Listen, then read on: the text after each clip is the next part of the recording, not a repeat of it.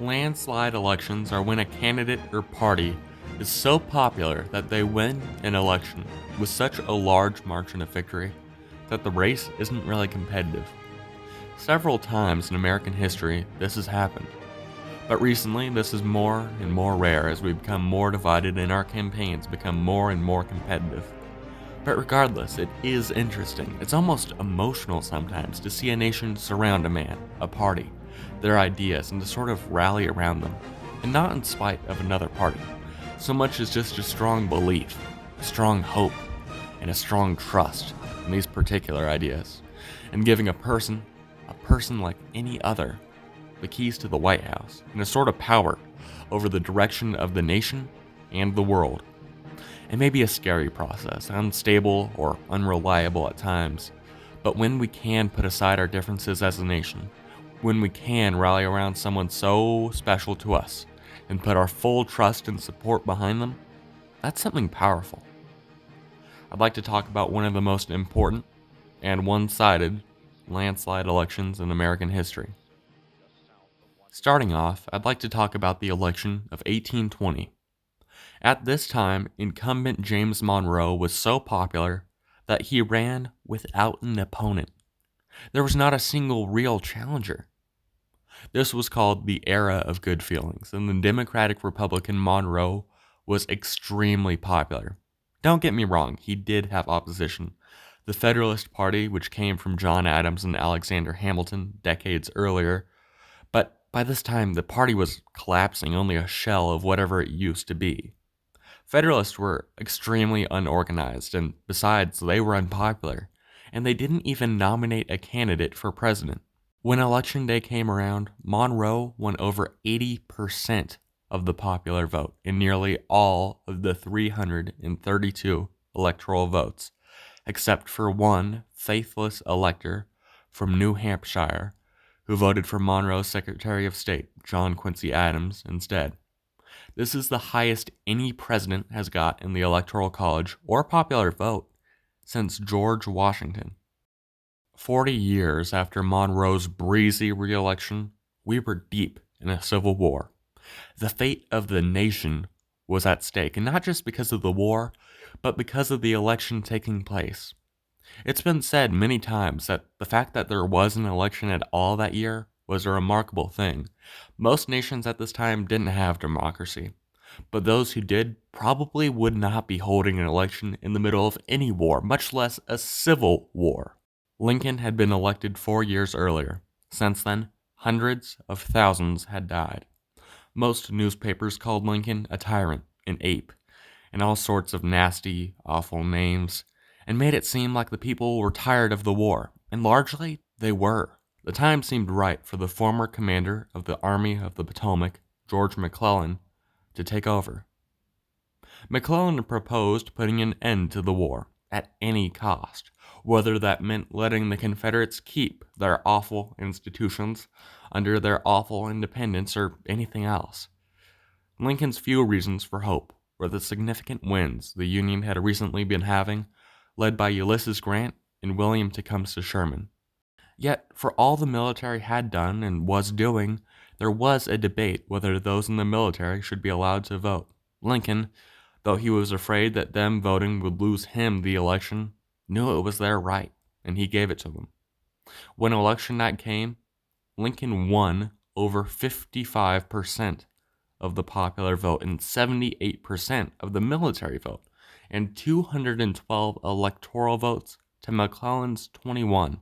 It was stunning, and the outpour of support was so strong that whatever doubts nearly everyone had about the fate of the country, of the Union, of the election were sure to vanish, if only for a while.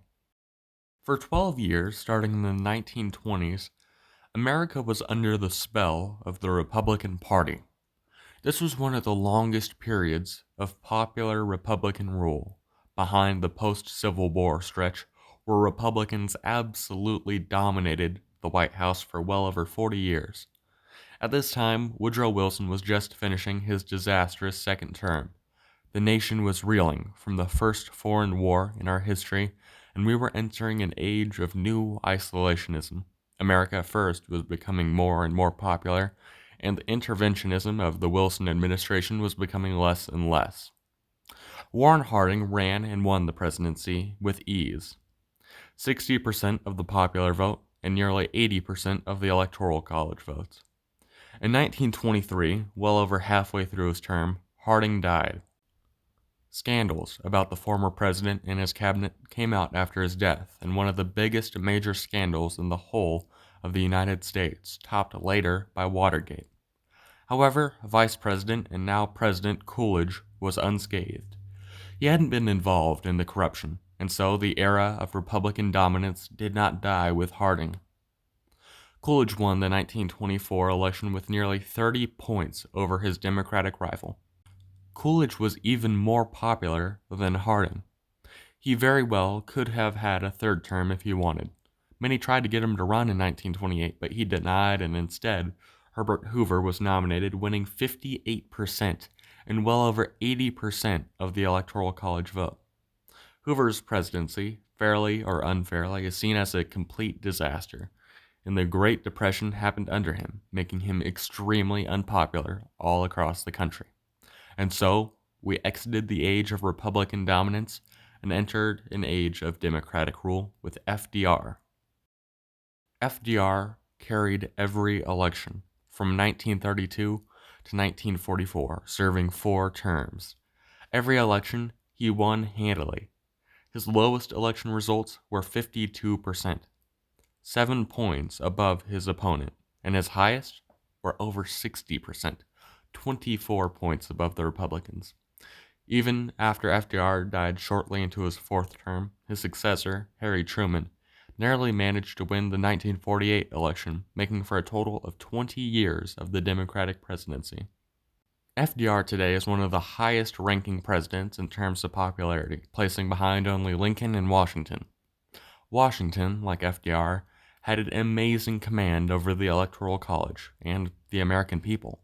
He secured us our independence. He is the reason we have a president and not a king. Washington is absolutely fundamental to our American democracy. Though he was abused like any other president during his time in office, when the time came around to vote, the people showed them their overwhelming support. Every time, he won 100% of the electoral vote. He is the only candidate ever to do this. There will probably be nobody else like him. Teddy Roosevelt became president in 1901 after the death of William McKinley. McKinley himself had just won re-election handily. He was very traditional.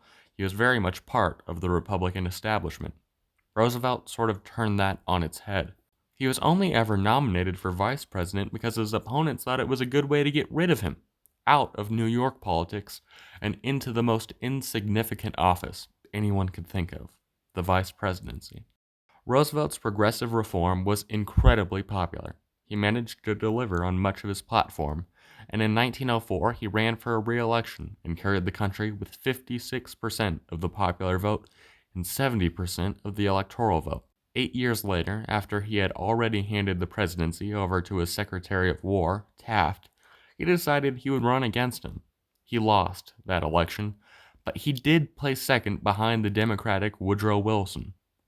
Roosevelt is the first non-Democrat or Republican to place second in a presidential election since the foundation of the Republican Party.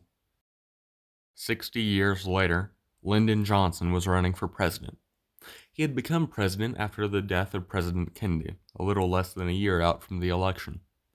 Johnson was able to do what Kennedy never would have been able to.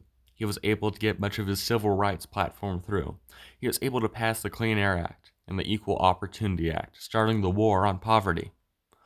Johnson was incredibly popular and won the 1964 election with over 60% of the popular vote and 90% of the electoral vote. He could have ran again in 1968, but after he launched a war in Vietnam, his poll numbers sort of imploded on him, and he faced not just an election loss in the general, but also the Democratic primary elections.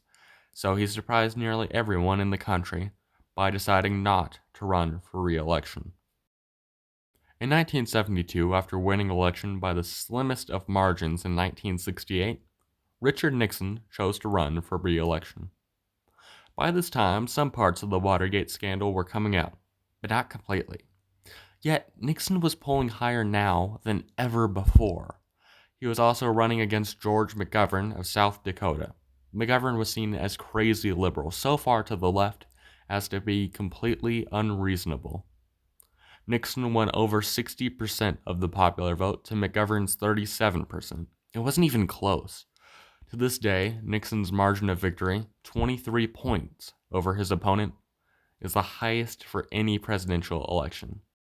He was also the first Republican to win the South, ever. McGovern won only the state of Massachusetts and Washington, D.C., for a total of 17 electoral votes to Nixon's 520. In a little less than 2 years, both President Nixon and Vice President Agnew would drop from office with ruined reputations, and Gerald Ford, the first ever unelected president, would take that office. When Ronald Reagan first ran for president in 1968, the people were tired of the Carter presidency. They were tired of a lack of confidence in their government. They were tired of their struggling economy. And when Ronald Reagan asked, at the end of the one and only presidential debate that year, whether or not the voters felt they were better off than they were 4 years ago, the voters answered on Election Day.